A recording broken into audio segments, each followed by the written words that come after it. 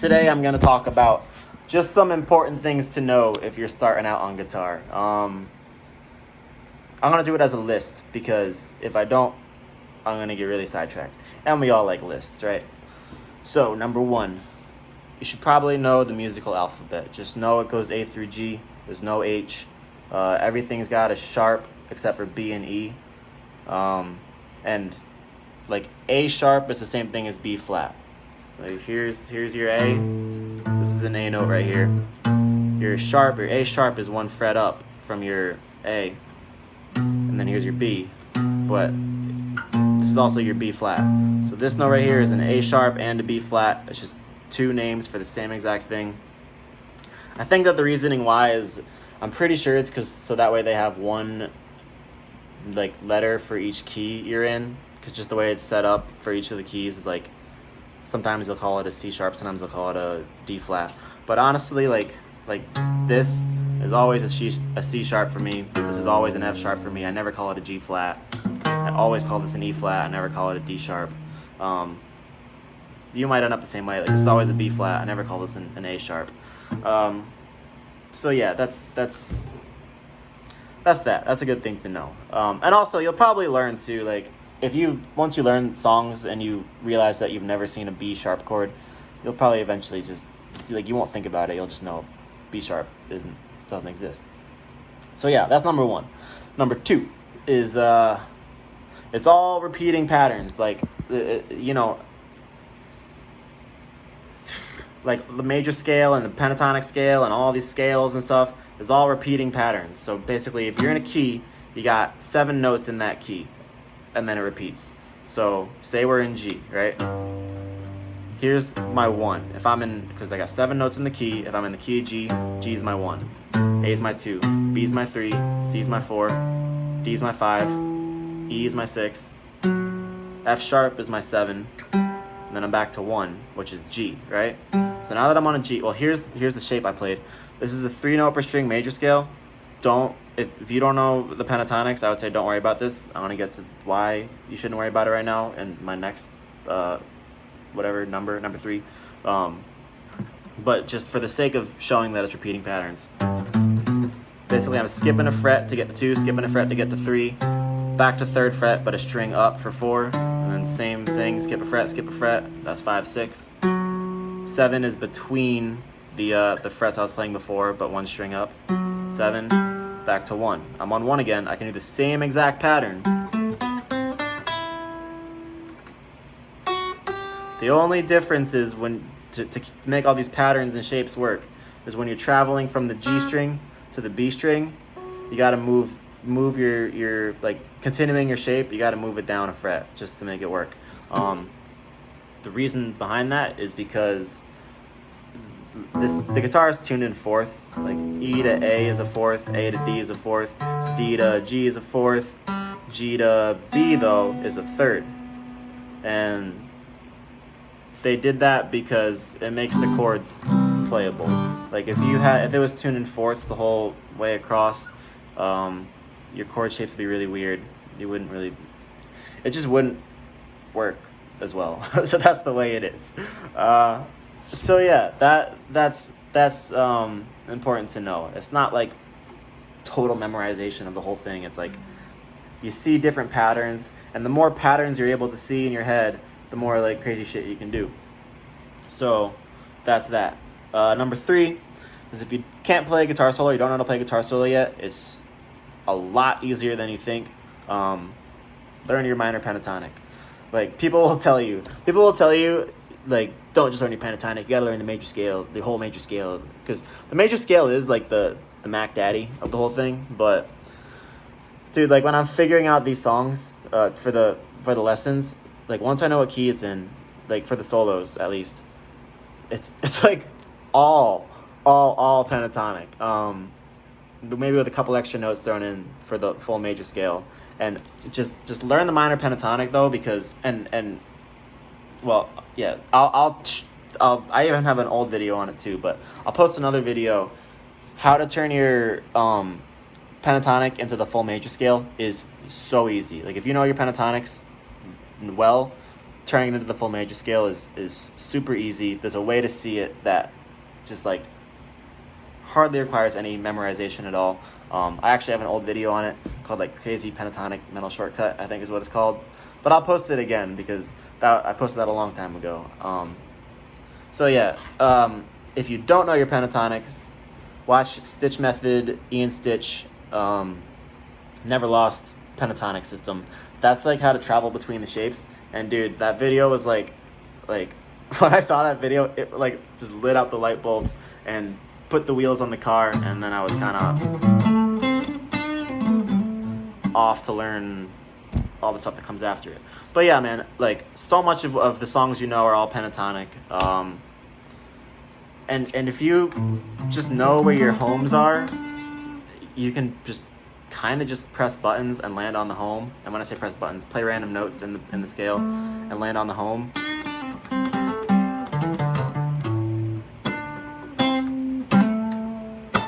And it's gonna sound good.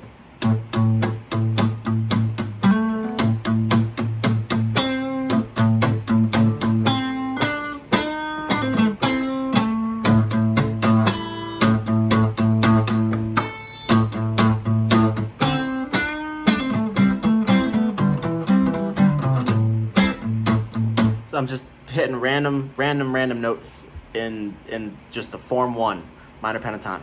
But I'm landing on the homes, and so here's your shape for it in A. This is A minor pentatonic. Here's just an easy way to remember the homes. So the shape is 5 on the fatty, 8, and then 5 7 5 7 5 7 5 8 5 8. And your homes, the very first note of the scale is one of your homes. So if you land,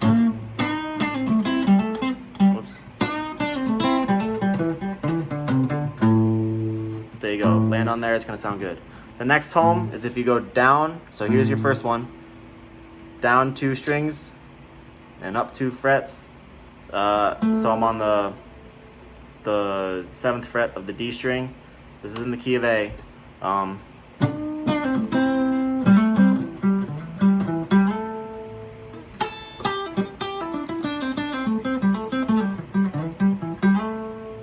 If you land there, it's gonna sound good. And I'm just pressing random notes and then landing on one of the homes. The last home, same fret as the first one, but on the other E string. They're both E strings, so this is the same note. I'm just hitting random.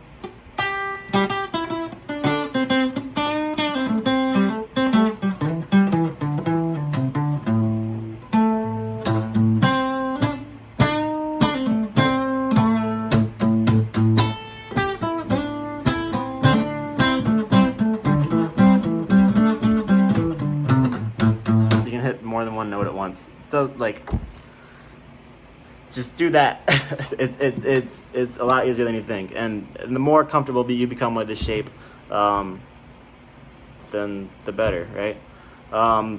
Going to the major pentatonic is the same shape, but it's just different homes. I would say start with the minor because that's like it's just a lot of songs, and then you go to the major next, and then turning it into the full scale, the full major scale. Super easy. I'll post a video on it shortly. So yeah. Oh, and yeah, it's got 5 different forms. The reason form 1 is probably the most beloved is because you start out here. Like on the other forms, you're generally starting out on. Actually, on all the other forms, your homes aren't on the E string, so that's why form 1 is the most known, at least for the minor. For the major, you can start on whatever. Anyways, next one up, tip number 4. Why do they call the chords those letters? Like, why is this a G chord? Why is this an A chord? Why is this a D chord? Why is this a C chord? And so on. It's because, well, for one, the lowest note of the lowest note of the chord you're playing is usually the name of that chord. Pretty much always. Just consider it always until you start getting into inversions. But here's my G major chord, right? The lowest note of that is a G. Here's my C major chord. The lowest note of that is a C. Here's my D major chord. The lowest note of that is a D. Here's my D minor chord. The lowest note of that is a D. A major, lowest note is an A. A minor, lowest note is an A. That's why the chords are named that way. At least, yeah. And so here's the other thing too is your major chord is made up of a 1, a 3, and a 5. So remember how I labeled when I was going up that G scale? I labeled like G is your 1, G is your 1, A is your 2, B is your 3, C is your 4, D is your 5, E is your 6, F sharp's your 7, back to G. To build these chords, you pretty much take your first note to make a G chord. You take your G, skip a note.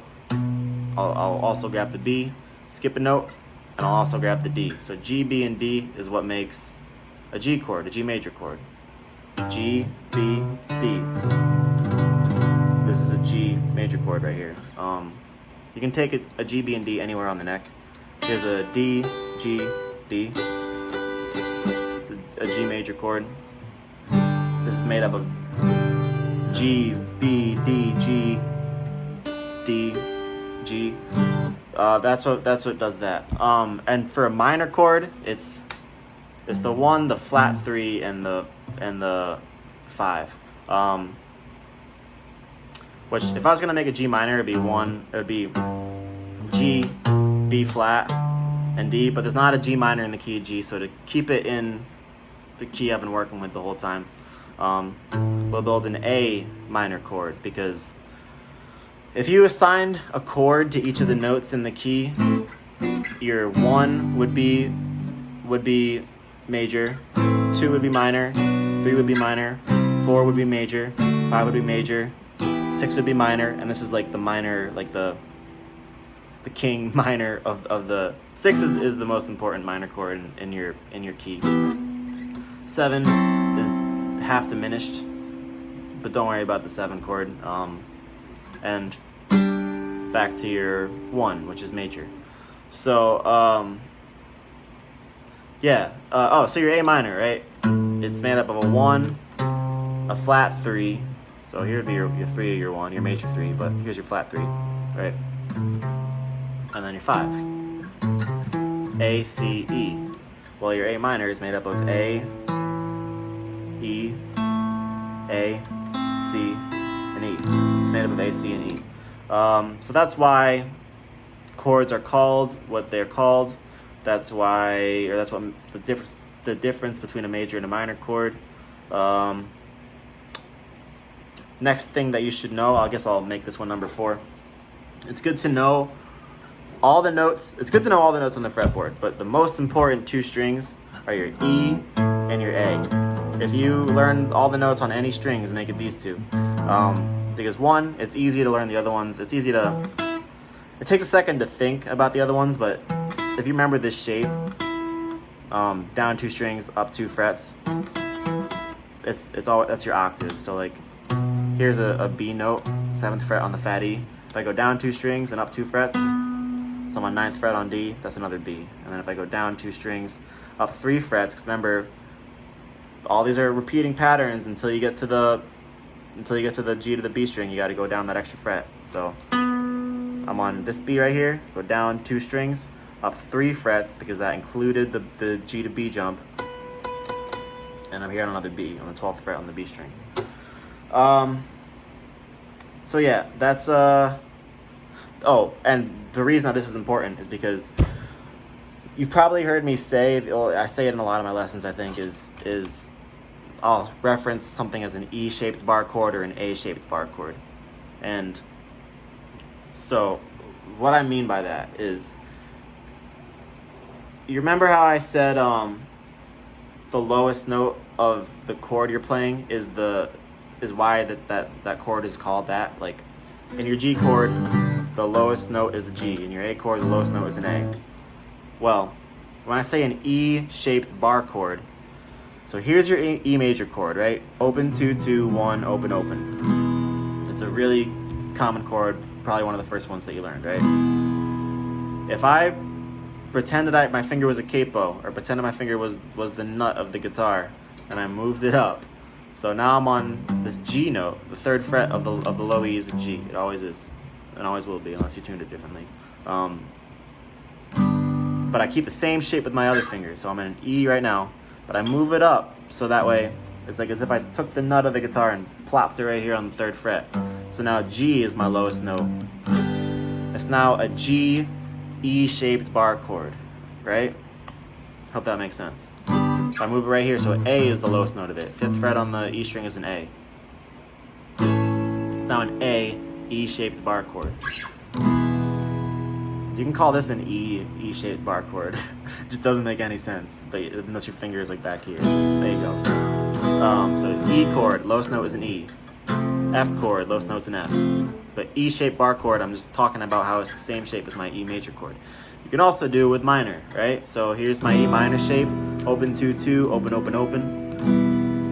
If I wanted to make a G minor E-shaped bar chord, keep the same shape as the E minor, but move it up so that way G is the lowest note. How about an A minor E-shaped bar chord? It's just my E minor shape, but I'm moving my imaginary capo finger to set the new root. So that's the E-shaped bar chord, and then the A-shaped bar chord is same idea. Here's your A major chord.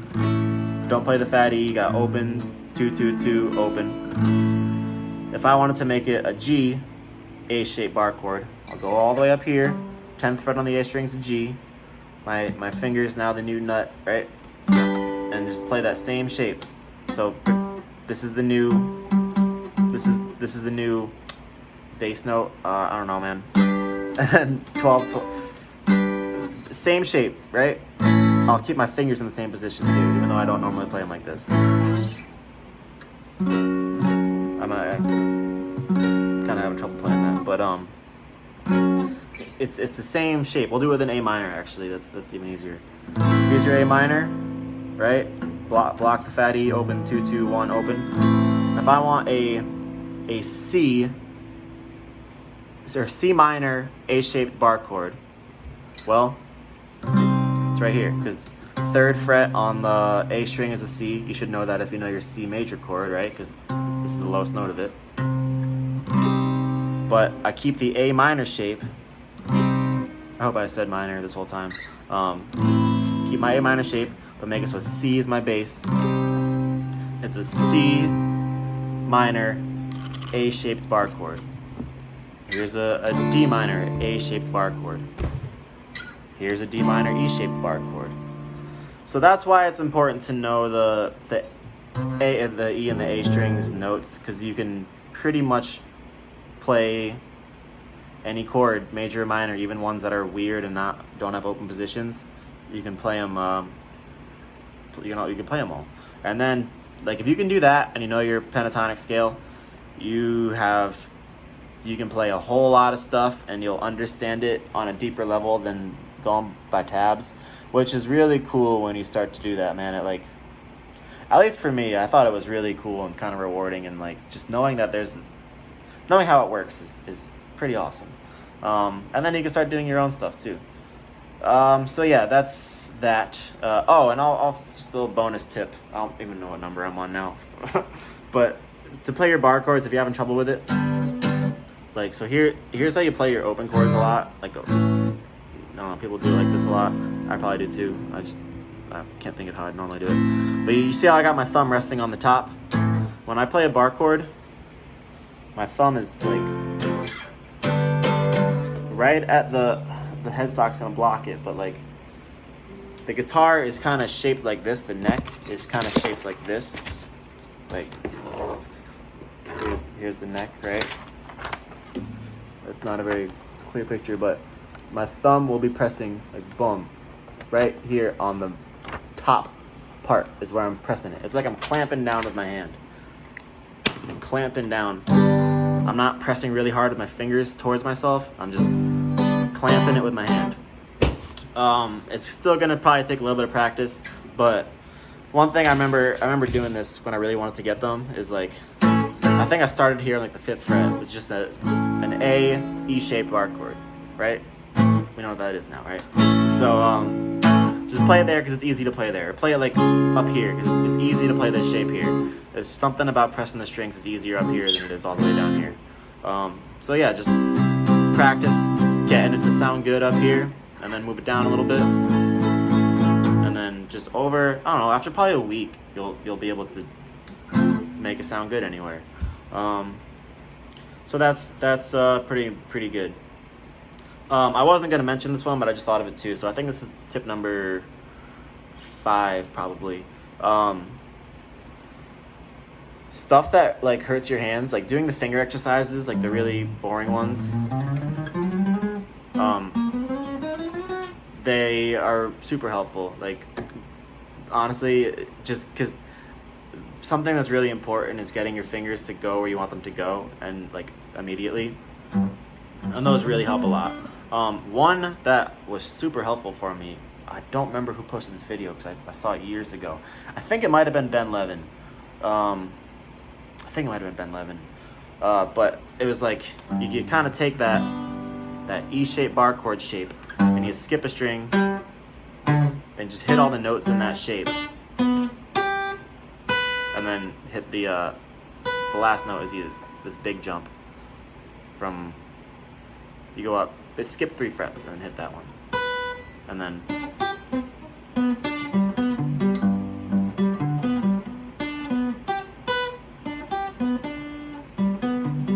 you do that with a metronome. It's difficult, super difficult at first, but you'll get really good really fast. Just, I promise you. So yeah, and then my last, I think this is tip number 6, last thing. If you're young, I highly recommend singing. Just learn how to sing. Like, who cares? Dude, like, don't, if people judge you, like, who gives a shit?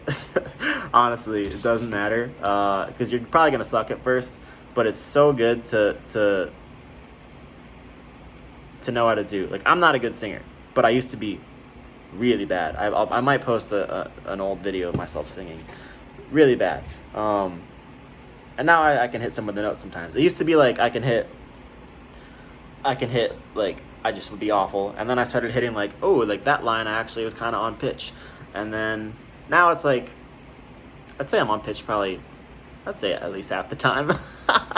Maybe not, but whatever, man. Some songs I can do better than others too. But I mean, seriously, if you're young, I'd say start with it, because if your voice is still developing, I think it's just gonna, like, any practice you put into it is gonna benefit you a lot. If you're older, I can't speak to if it's gonna help you, but one method I've been doing to improve my singing, I do this every day, is I have an app called Instuner, INSTUNER. Basically, I'll play a C note on my guitar, and then C, and just try and match it and make it get good, and then I'll go to the G, and I go through the whole circle of fifths. Just Google an image of the circle of fifths. It's got all 12 notes, but it's not just going in order.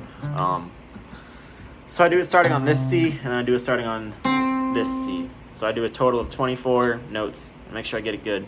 And I think it helps. I'm pretty sure it's been helping me, because I've definitely gotten better than before. So yeah, I recommend doing that. If you're older than me though, I don't know, because I started doing this when I was probably like 19, 20-ish, maybe 21, I don't know. I'm 24 now. Yeah, so if you're older and your voice is all fully developed, I don't know how much that's gonna help, but I can say it's helped me. So that's what I got on that. And it's just good to know how to sing, man. Like, it's just good to know how to do that. So that'll help. And now I just want to talk about some of my favorite guitar YouTube, because I'm YouTube taught, so I gotta shout out all the legends. So Ian Stitch, is his Never Lost minor pentatonic system is like awesome. Highly recommend it to anybody. Like, that seriously got me started. Like that When I learned that, dude, I would just sit all day. I have a playlist. I still have the same playlist. It's just Guitar and Guitar 2 on Spotify. I made Guitar 2 when my guitar playlist got too long, and I never made a Guitar 3, even though Guitar 2 is like, it's got way over 1,000 songs on it. But I would just sit and shuffle and just noodle pentatonic riffs like all day for days. It was super fun. And you start to figure out, and it's easy to figure out what key you're in the song. Just play a shape that you know. If it doesn't sound good over this song, maybe try it up here. Maybe try it down here. You'll hone in on where it sounds good. So yeah, that was a good one. Sean Daniel, that was like one of the first YouTube teachers that I started watching. He's just like super entertaining, a cool guy, and so if you're not in the mood to like learn, like do hardcore learning, you know, like you got off work and you don't want to mentally strain yourself, his videos are funny and they're entertaining, or they're funny and they're informative is what I meant to say. So he's great. Ben Levin this guy's just awesome, man. I love this guy. His Zelda modes videos were the ones that I found, and because I love the Legend of Zelda games. I played those when I was a kid. So I know the songs in them. So when he kind of assigned he assigned like some of the songs to different modes. I can't remember which ones are which, but it's good, man. It'll kind of give you an understanding for the modes. Though I never really use the modes. Like, I know what they are. I understand them well, but I kind of think of it all as just the major scale. For the most part. I guess that's not true. I kind of take that back. Anyways, next guy, Zombie Guitar. This dude's awesome. His name is Brian, I think. He's just a cool guy, man. He's got really good videos, really good lessons. I like him a lot. And then there's also Marty Music and Justin Guitar are legends. Of course, like just absolute legends. Tom Bukovac, been super into his videos. Eric Johnson, Tomo Fujita, and John Mayer post videos. Those are like guitar legends that are posting videos on YouTube. So they're super cool. Some of them it's harder to understand what they're talking about because they're like, you know, they're like straight up legends. But they're awesome, man. Tomo is so funny. I love Tomo. So yeah, that's about it. This has ended up being longer than I thought. I'm gonna try and timestamp. This is way longer than I thought. All right, later, guys.